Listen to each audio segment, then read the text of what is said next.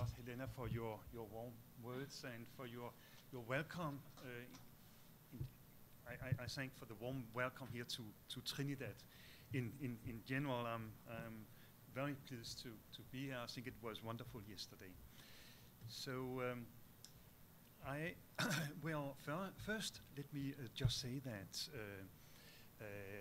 I'm, as Helena said, I'm the chief archivist of UNESCO, which means that if we talk about the Memory of the World program, which I will speak about today, I'm not in charge of the Memory of the World program. I just want to make that clear. I work closely with the colleagues, but the location, to stay in the logic of this workshop, the location of the Memory of the World program is in the communication sector of UNESCO. And a second introductory remark, I must apologize to the colleagues who were at the EMEC workshop, because some of what I have to say will be a repetition of what I said then, since I would like to introduce the Memory of the World program in general terms, and this is kind of similar, and then also I want to say something different, which is on the relation to this network, to how the Memory of the World can serve the Diasporic Literary Archives project. Well, first I should say my PowerPoint is here, so I don't need anything more. But still, let me just say, for the Memory of the World program, it has a history. Very briefly, I mean, it's not by accident that this program came to being in UNESCO in 1992. The history is, well, it's the mission of UNESCO, which is to create the defenses of peace in the minds of men and women. So right from the beginning of UNESCO, 1945, the organization was interested in history. It's the ICA, also in archives. The ICA was created at UNESCO in 1948, and UNESCO launched the history of mankind, which became the history of humanity later on. UNESCO also launched regional histories on Africa, on the Caribbean, and other parts of the world. And finally, as a very important collection as well, UNESCO started already in the 1950s to publish the sources to the history of different societies, and in particular to countries that were just about becoming independent. So in fact, UNESCO supported a decolonization process from the very onset, from the 1950s, and then of course up through the 1960s. Next, please. So just a special greeting to André, Albert, and IMEC, and the last workshop, the Bayeux Tapestry. This is just to give an idea of the content of the registry of the Memory of the World. So of course we have there's this first cartoon on the Norman conquest and dating back from the late 11th century, and then to show a bit how diverse the register is, I also wanted to show you this coal mining painting by Yamamoto. Yamamoto was a Japanese coal miner. He started working in the mines when he was 12 years old, and when in 1904, and when he became 21, he started writing a diary. And he wrote diaries all his life, and then later on he also made paintings of life and drawings of life in the mines. And this is a very important source to understand the social and cultural conditions in the mines in the coal mines of Japan. So it's also an example of how different materials can be combined in sites on the Memory of the World list. So why was it created, the program in '92? Well, it was created to protect documentary heritage. There was a broad recognition that there was a danger for because of intervention of humanity, because of wars, because of all kinds of conflicts and looting, because of ignorance, and therefore a number of main produced problems. Also natural disasters, or floodings and fire and so forth. Bad conditions for collections of archives and documents. And further on,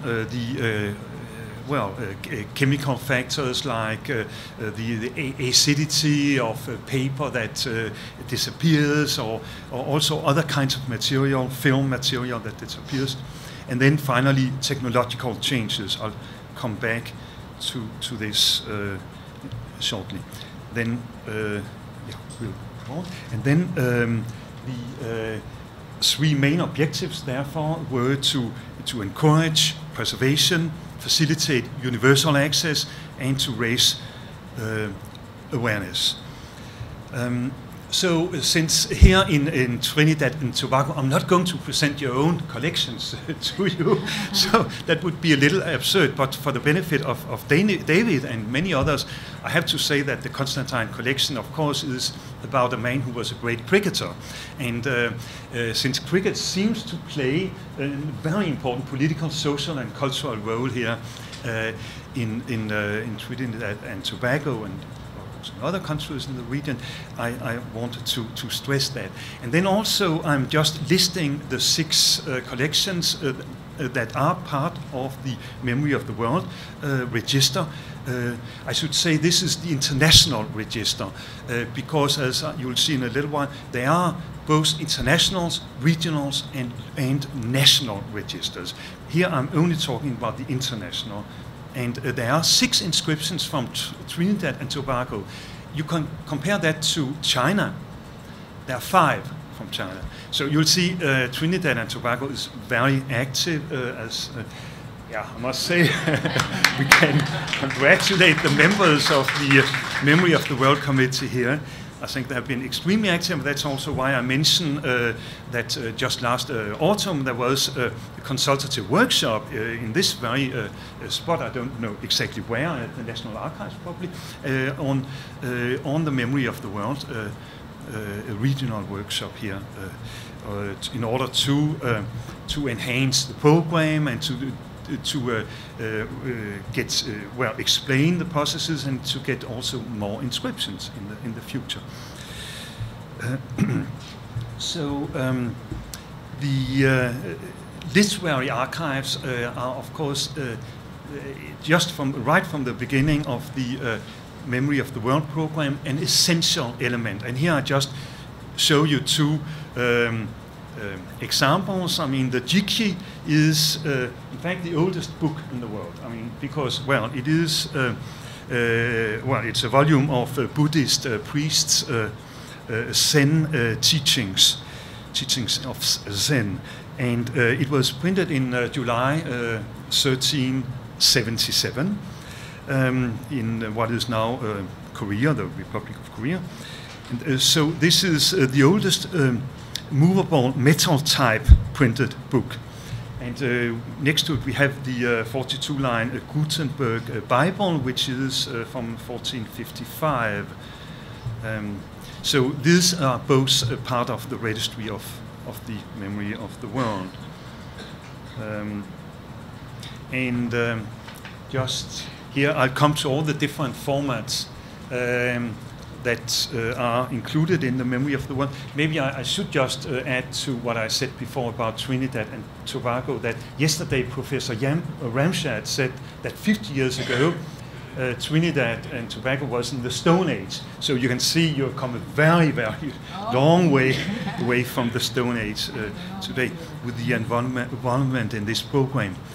This slide is to show the different types of materials that can be included in the memory of the world. They are all relevant.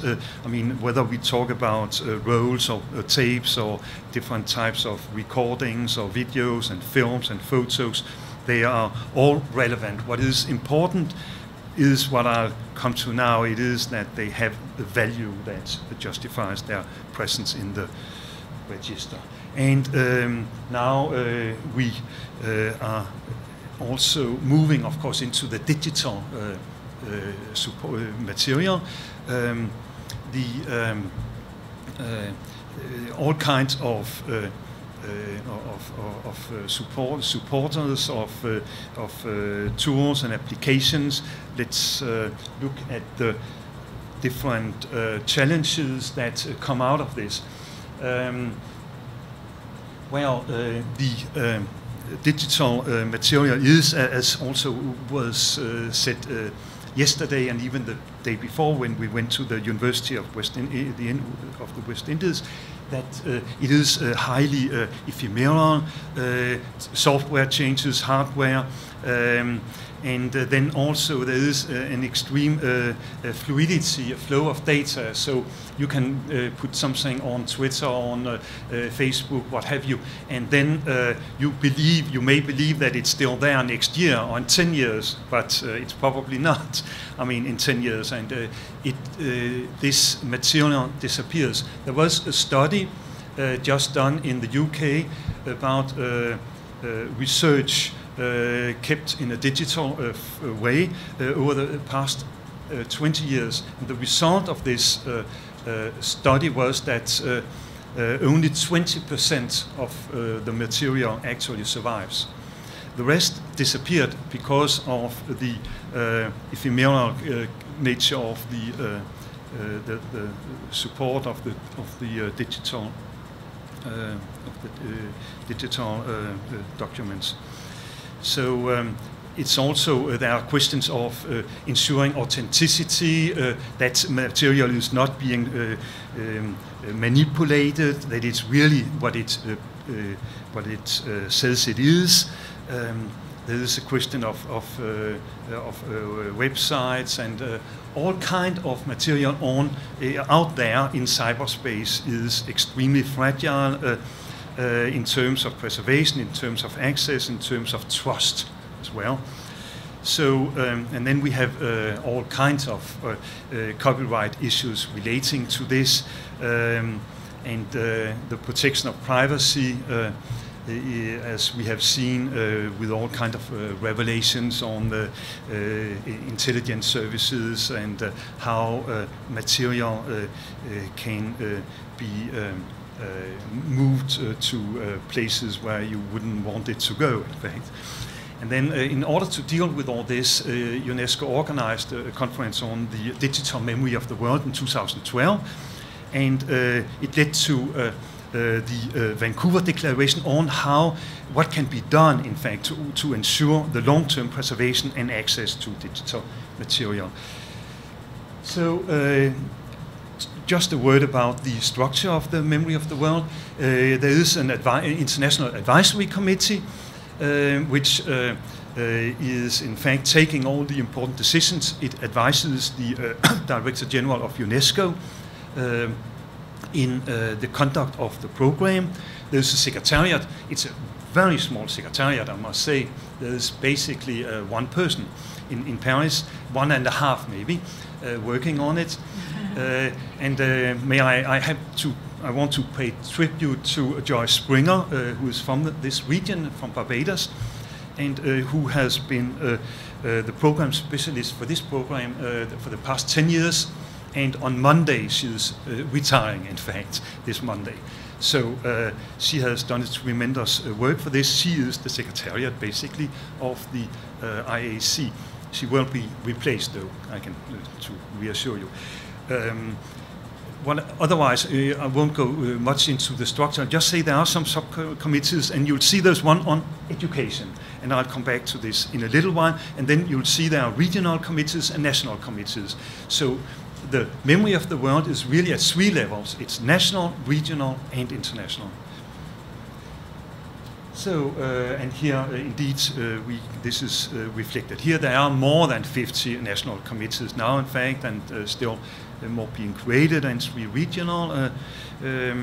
And they then have the responsibility for those different types of registers and carrying out the program at that level, and different in the regions and at the national level.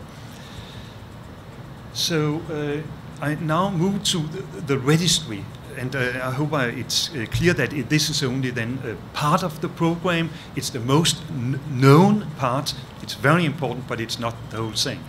So the registry, that's where you put you suggest and you can have accepted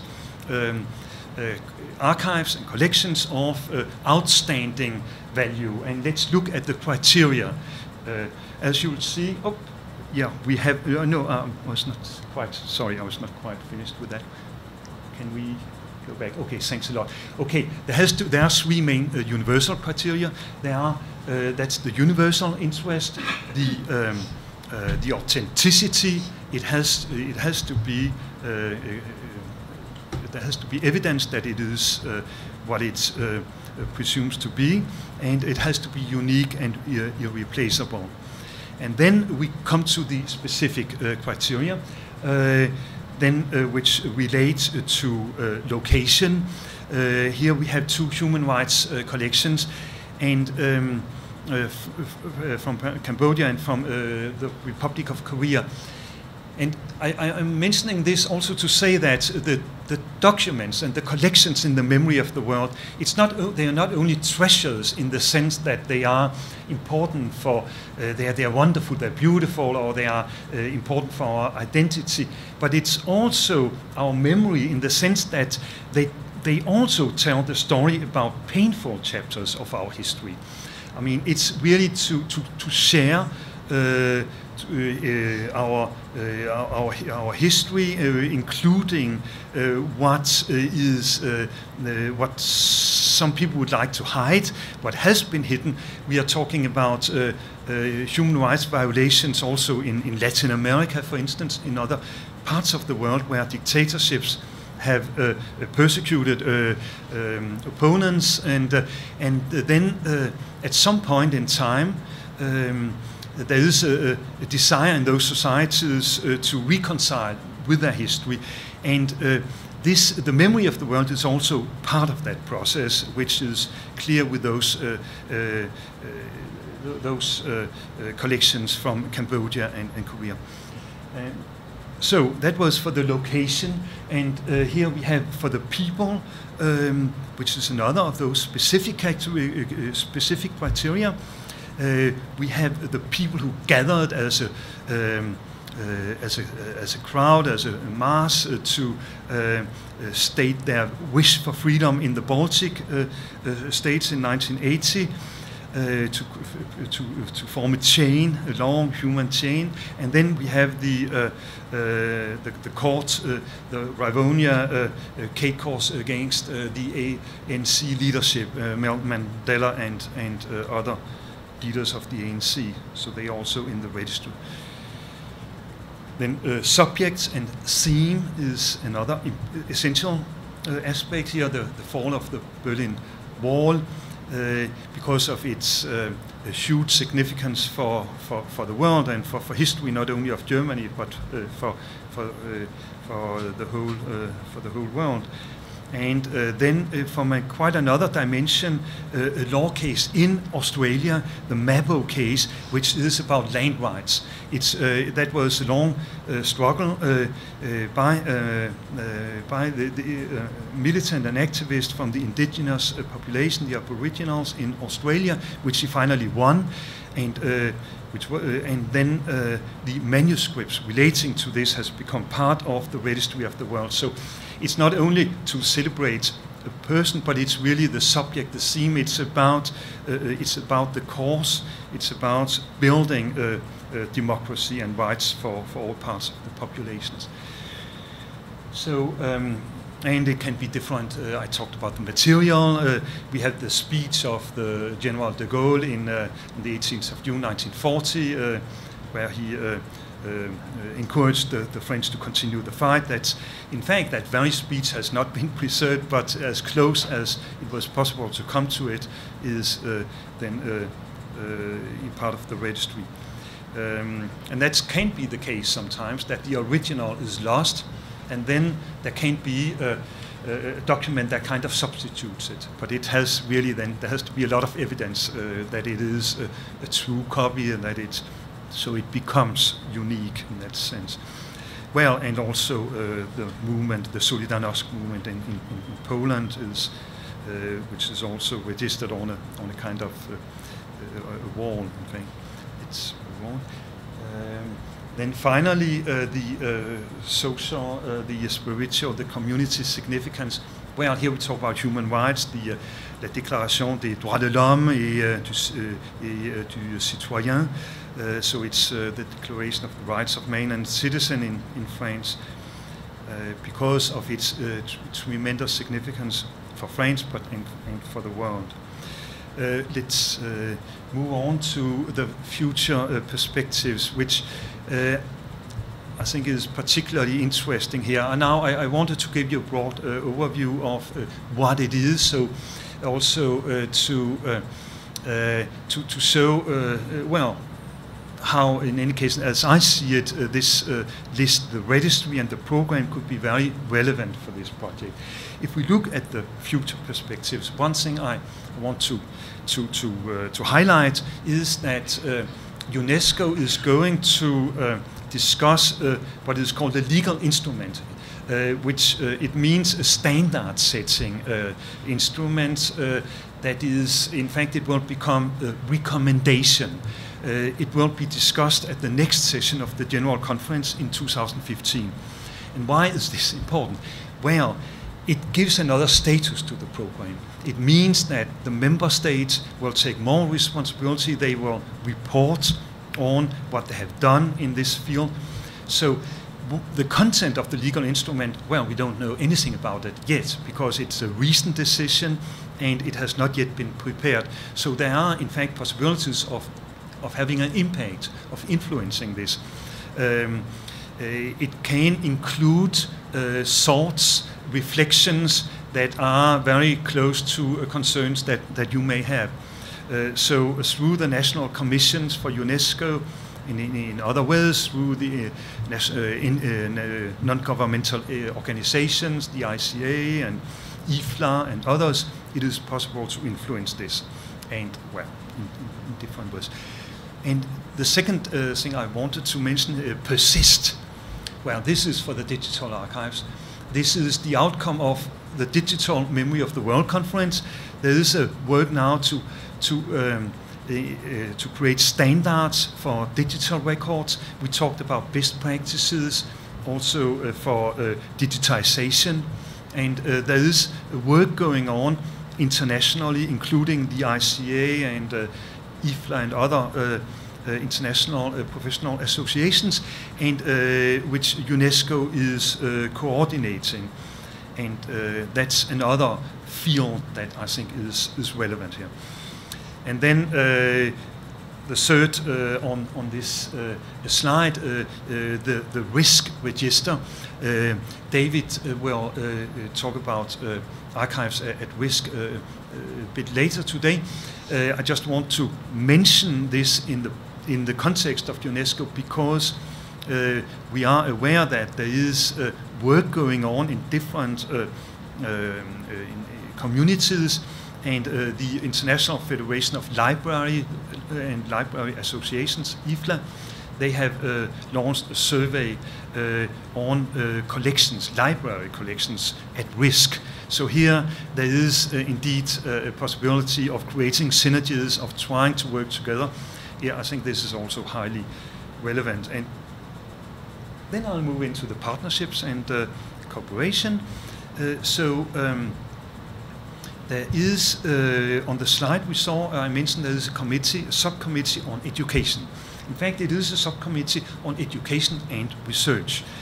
And I bring here to you today a special invitation from the chair of that committee, Professor Lothar Jordan. He is also the vice chair of the Memory of the World program. And I spoke to him the day before, well, in fact, the very day I left to this workshop. And he said, I spoke to him about this network, and he said that it would be wonderful if the network could become a corresponding member of this subcommittee.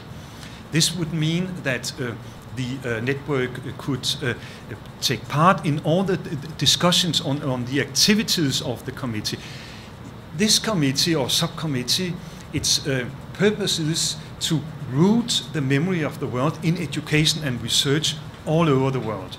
So this is twofold. It has to do with introducing the memory of the world concepts and themes in existing education. So it could be in heritage studies, it could be in archival or information management studies, it could be in history or many other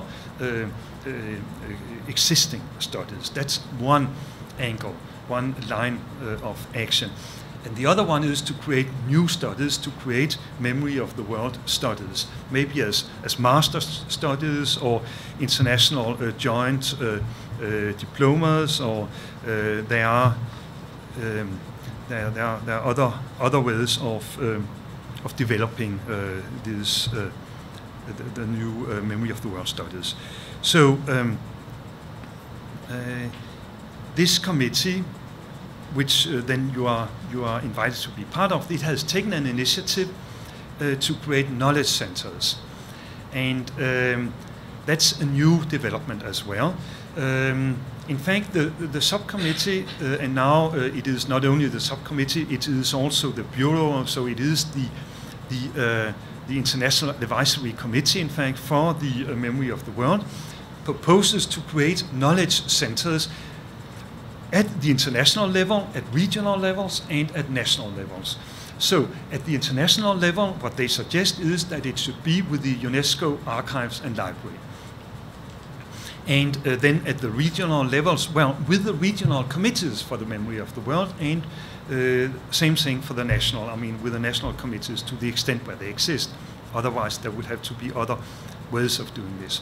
But the idea with those centers would be to collect material that is relevant at the international level, then all international material that is relevant for the memory of the world.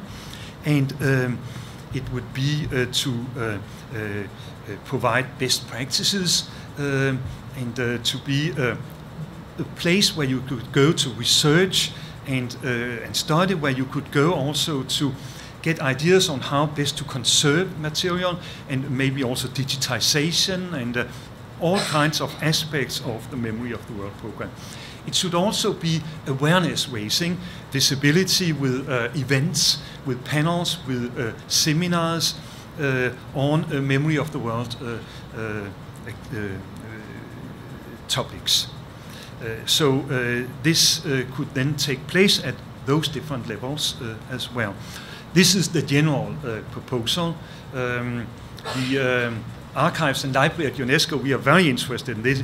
It's not an easy thing to do, but we can move towards it because we already have all the memory of the world inscriptions. They're already in the archives, in fact, and we have a lot of material already.